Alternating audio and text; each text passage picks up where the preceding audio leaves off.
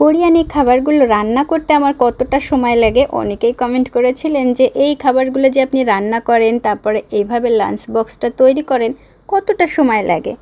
আমাদের দেশের খাবার রান্না করতেও কিন্তু আমাদের অনেক সময় লাগে, মশলা কষানো বা মাছ ভাজা বা সেই মাছটা ভুনা করা বা কোনো একটা তরকারি রান্না করা, ঝোল করা বা কোনো একটা খাবার ভাজি করা, অনেক সময়ই চলে যায়। তো কোরিয়ানদের এই রান্নাগুলো করতেও কিন্তু খুব বেশি একটা সময় লাগে না আমি যেগুলো দেখি, কারণ এই যে পালং শাকটা এটা সেদ্ধ করলেই হয়ে যায়, তারপরে তেল দিয়ে মাখান দিলেই হয়ে যায়। আর এই যে থুফু, এই থুফুটাও কিন্তু সেদ্ধ করলে হয়ে যায়, আর সসটাও কিন্তু তাড়াতাড়ি তৈরি হয়ে যায়, খুব বেশিক্ষণ একটা লাগে না।